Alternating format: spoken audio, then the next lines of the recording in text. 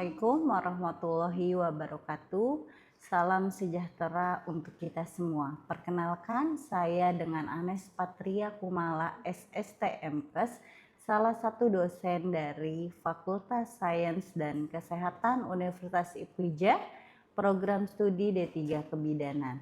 Video ini dibuat untuk tujuan memenuhi salah satu prasyarat sertifikasi dosen tahun 2026, yaitu pernyataan diri dosen dan unjuk kerja Tridharma Perguruan Tinggi atau PDD UKT-PT khususnya di aspek pengajaran.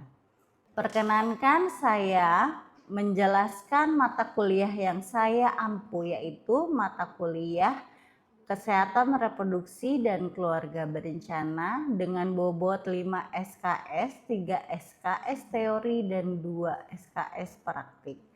Mata kuliah ini memiliki prasyarat asuhan kebidanan kehamilan, persalinan dan BBL, asuhan kebidanan nifas dan menyusui, asuhan kebidanan komunitas.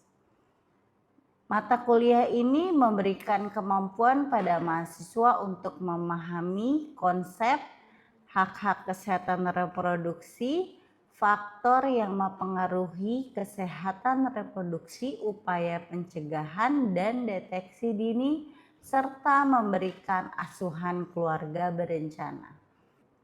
Capaian pembelajaran mata kuliah atau kemampuan yang diharapkan yaitu mahasiswa mampu melaksanakan pelayanan KB melalui pengaturan kehamilan dengan menggunakan metode sederhana sesuai SOP, kode etik profesi, dan tanggap budaya di tatanan pelayanan kesehatan dan komunitas. 2. Mampu melaksanakan promosi kesehatan reproduksi yang tanggap budaya pada masa remaja melalui pendidikan kesehatan sesuai kode etik profesi di tatanan pelayanan kesehatan dan komunitas. 3. Mampu melakukan dokumentasi asuhan kebidanan menggunakan metode SOAP dengan menerapkan prinsip-prinsip pendokumentasian di tatanan pelayanan kesehatan reproduksi dan keluarga berencana. Materi pembelajaran pada mata kuliah ini akan membahas konsep kesehatan reproduksi, konsep gender dalam kesehatan reproduksi perempuan, isu-isu kesehatan perempuan, masalah-masalah cash pro yang terjadi pada siklus reproduksi perempuan, deteksi dini gangguan cash pro, dan juga asuhan kebidanan perempuan yang berkaitan dengan sistem reproduksi dalam perspektif gender. Konsep kesehatan reproduksi remaja, konsep pelayanan keluarga berencana, asuhan kebidanan pada keluarga berencana, pendokumentasian asuhan kebidanan menggunakan metode SOAP pada keluarga berencana. Sistem pembelajaran atau metode perkuliahan di mata kuliah kesehatan reproduksi dan keluarga berencana dilakukan dengan secara tatap muka di ruang kelas maupun menggunakan tools web conference seperti Zoom Meeting, Google Meet, dan pelaksanaan praktik di laboratorium kebidanan. Metode pembelajaran pada mata kuliah ini menggunakan pendekatan student center learning dan metode pembelajaran aktif dengan mengutamakan peran dan keaktifan mahasiswa dalam proses pembelajarannya dengan berbagai metode, diantaranya case-based learning dan project-based learning, role play, dan demonstrasi dalam praktik keluarga berencana. Pembelajaran kesehatan reproduksi dan KB ini dilakukan selama 16 pekan, di mana 7 pekan pertama sebelum UTS, lalu 1 pekan pelaksanaan UTS, dan 7 pekan sebelum UAS, dan 1 pekannya yaitu UAS. Sistem penilaian kehadiran 10%, UTS 20%, tugas 35%, dan UAS 35%. Evaluasi pembelajaran mata kuliah kesehatan reproduksi dan KB didapatkan dari kuis interaktif, penugasan, diskusi kelompok, mini project, UTS, dan UAS. Kuis interaktif dilakukan saat perkuliahan dan penugasan terstruktur baik secara mandiri maupun kelompok. Lalu diskusi kelompok di mana penilaiannya didasarkan pada rubrik penilaian diskusi yang di dalamnya memuat aspek dan penilaian skor penilaian. Berikut merupakan cuplikan dari proses pembelajaran yang saya laksanakan secara tatap muka di ruang kelas. Selamat menyaksikan. Oke, Assalamualaikum warahmatullahi wabarakatuh. Waalaikumsalam warahmatullahi wabarakatuh. Gimana kabarnya teman-teman? Alhamdulillah. Alhamdulillah. Kemarin baru pada selesai dari rumah sakit ya? Betul? Betul. Gimana pengalamannya di rumah sakit? Seru? Seru. Banyak pengalaman-pengalaman yang baru ya pastinya ya. Oke, nanti ke depan akan banyak praktek-praktek di rumah sakit. Jadi kalian akan lebih seru. Jadi ada pelajaran dari teorinya di kampus dan juga ada di praktek di lahan. Ada di rumah sakit dan juga ada di puskesmas. Oke, pada hari ini materinya ya, hari ini pelajaran apa? Kesehatan reproduksi ya, kesehatan reproduksi dan keluarga berencana. Nah, hari ini pertemuan ke-7 yaitu tentang kesehatan reproduksi remaja. Oke, sebelumnya silakan kalian membuka aplikasi si akad kalian untuk melakukan absensi. Oke, silakan teman-teman scan barcode untuk absensi dengan menggunakan aplikasi Edlink-nya ya. Oke, sudah? Hari ini kita akan membahas materi tentang kesehatan reproduksi remaja. Ini adalah pertemuan ke-7. Masih ingat pertemuan sebelumnya? Pertemuan ke-6 kita bahas tentang gender. Ada yang masih ingat gender itu apa ya? Oh iya, Nisa, apa gender? Gender itu bukan hanya perbedaan jenis kelamin laki-laki dan perempuan, tapi gender itu adalah perbedaan sifat dan tanggung jawab antara laki-laki dan perempuan. Oke, bagus ya Nisa ya. Masih ingat ya teman-teman ya, gender itu adalah perbedaan antara laki-laki dan perempuan dalam peran dan tanggung jawab. Oke, hari ini kita akan belajar tentang kesehatan reproduksi remaja. Ada yang tahu remaja itu usia berapa ya? Remaja adalah seorang perempuan atau laki-laki yang berusia mulai dari 10 sampai 18 tahun. Oke, bagus sekali Tita, bahwa usia remaja itu dari usia berapa? 10 sampai dengan 18 tahun ya. Masih ada yang remaja di sini? Oh, masih ada. Usia berapa? Oh, 18 tahun. Berarti masih ada remaja ya di sini ya. Oke, kita lanjut ke pengertian dari KESPRO atau kesehatan reproduksi ya. Sebelumnya saya akan menjelaskan tentang capaian pembelajaran pada hari ini, yaitu mahasiswa mampu menjelaskan konsep kesehatan reproduksi remaja, mahasiswa mampu menjelaskan tentang pelayanan KESPRO remaja, dan mahasiswa mengetahui isu-isu terkini dan tantangan kesehatan reproduksi remaja. Kita mulai dari konsep dasar kesehatan reproduksi remaja. Oke, ada yang tahu apa itu pengertian dari KESPRO, kesehatan reproduksi? Oke, Nike. Ya, silakan Nike. Apa itu kesehatan reproduksi? Oke, baik Ibu, saya izin menjawab. Kesehatan reproduksi adalah keadaan kesejahteraan fisik, mental, dan sosial secara utuh dalam segala hal yang berkaitan dengan sistem, fungsi, dan proses dalam organ reproduksi. Oke, baik. Bagus sekali. Terima kasih Nike.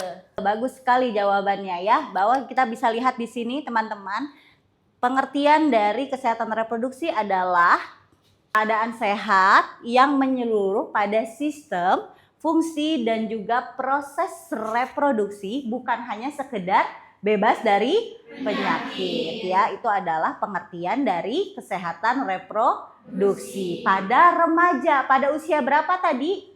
10 sampai dengan 18 tahun. Kita lanjut ke perkembangan dan perubahan selama masa remaja.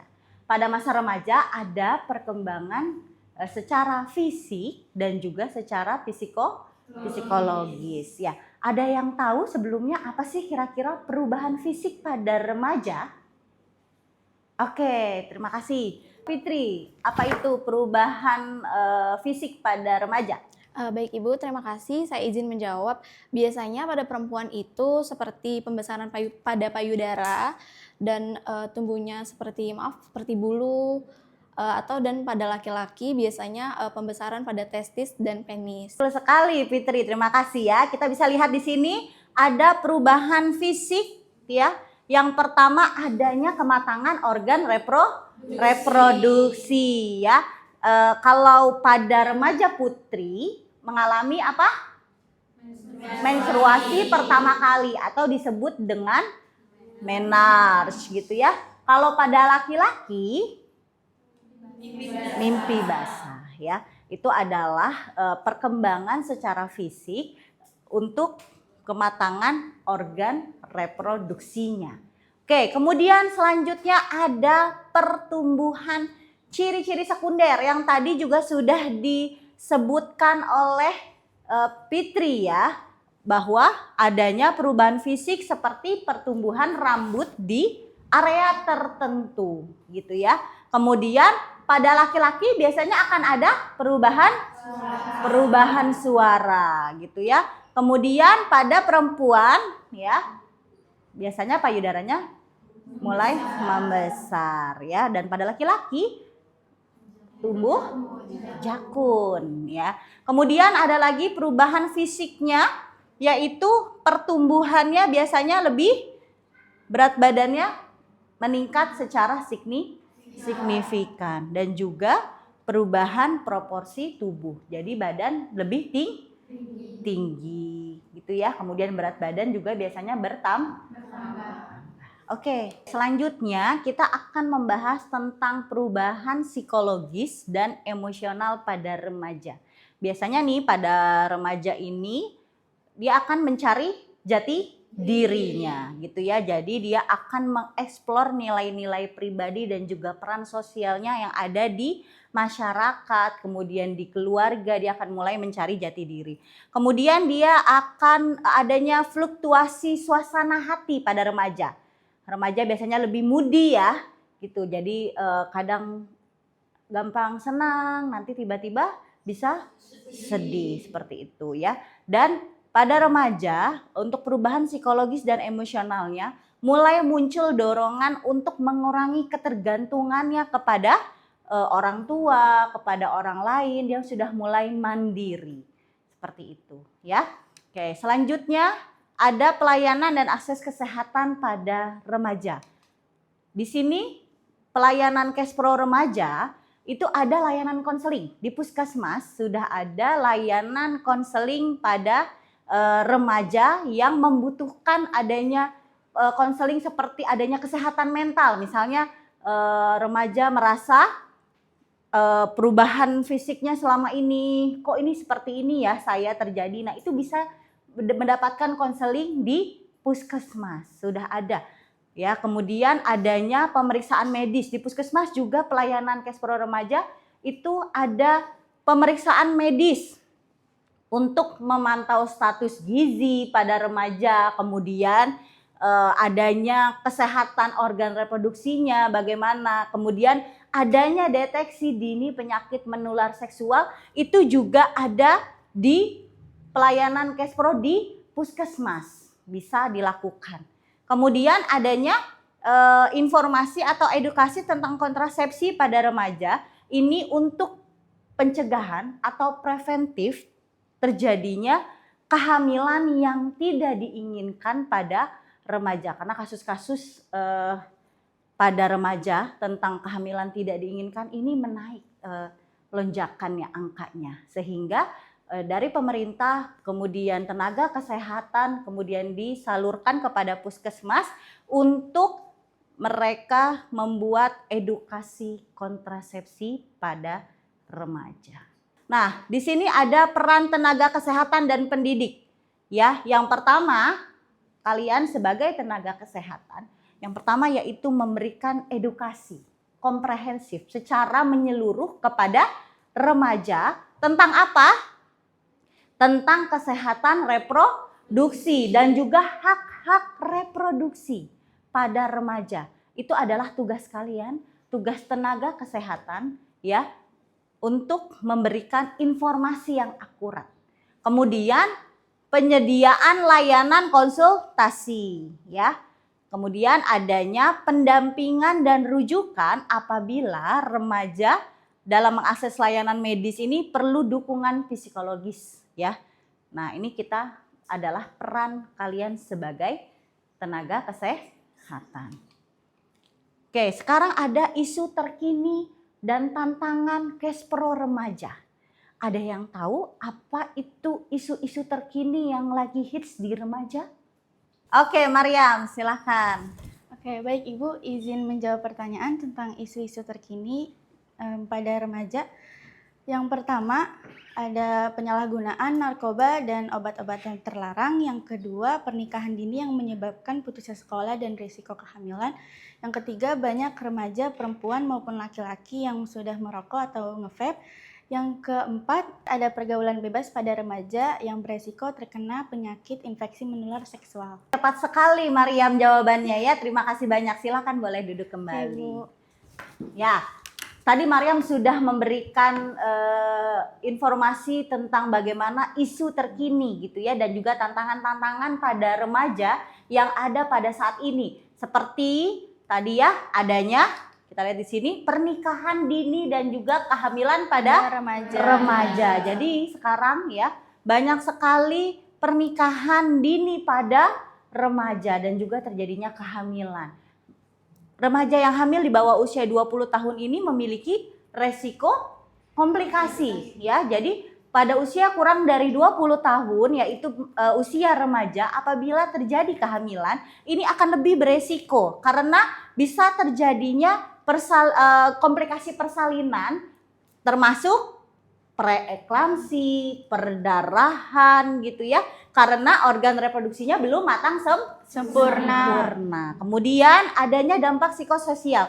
Kalau pernikahan usia dini seringkali memaksa remaja ini jadi apa? Putus sekolahnya ya. Terus membatasi juga peluang ekonomi di masa depan. Dan juga janinnya bagaimana? Janinnya sudah juga pasti beresiko ya apabila terjadi kehamilan pada usia remaja.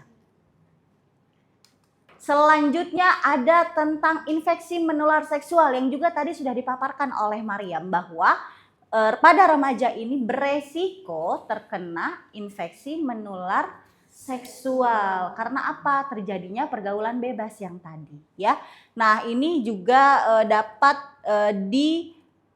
akses gitu ya, fasilitas pemeriksaan dan konseling yang menjamin privasi. Jadi nanti kalau misalnya terjadi hal tersebut, remaja tersebut bisa datang ke pelayanan kesehatan gitu ya, misalkan di puskesmas untuk diberikan konseling ya, agar kalaupun terjadi kehamilannya sudah bisa dipantau gitu ya, karena memang usia kurang dari 20 tahun itu kehamilannya bisa beresiko pada ibu dan juga pada janinnya gitu ya. Kemudian ada masalah-masalah lain yang tadi dipaparkan seperti remaja sekarang banyak yang sudah merokok, kemudian yang lebih bahayanya lagi juga memakai obat-obatan terlarang.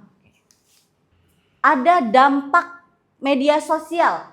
Media sosial sangat berpengaruh ya terhadap remaja pada saat ini. Dari tekanan sosial dan juga perundungan. Sekarang banyak pada remaja-remaja mengalami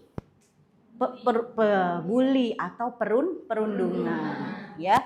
Nah, ini memicu juga terjadinya aktivitas seksual dini. Ya, kemudian menormalisasi perilaku beresiko. Seperti apa?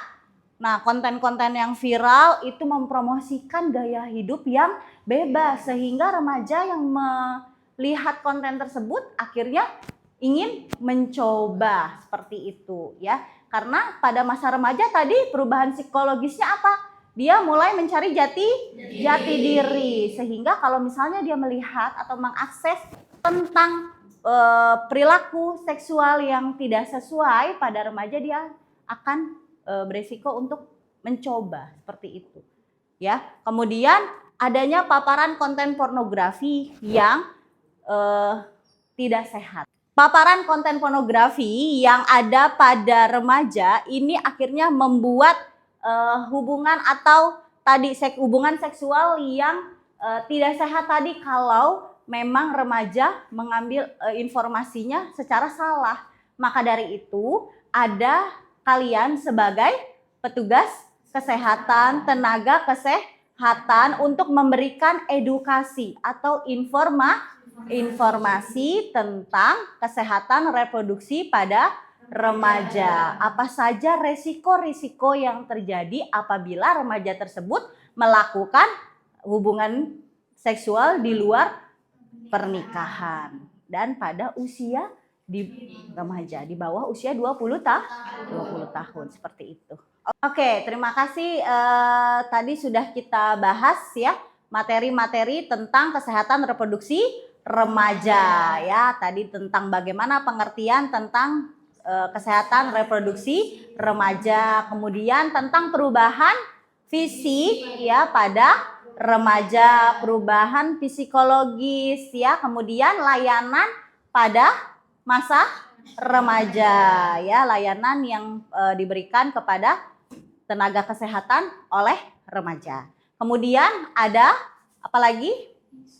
Isu terkini tentang kesehatan reproduksi remaja. Jadi tugas kalian adalah sebagai pelayanan kesehatan, sebagai pelayan kesehatan, sebagai petugas kesehatan bisa memberikan edukasi, informasi kepada remaja tentang kesehatan reproduksi sehingga remaja dapat menyayangi dirinya sendiri. Oke, terima kasih. Saya tutup, saya akhiri.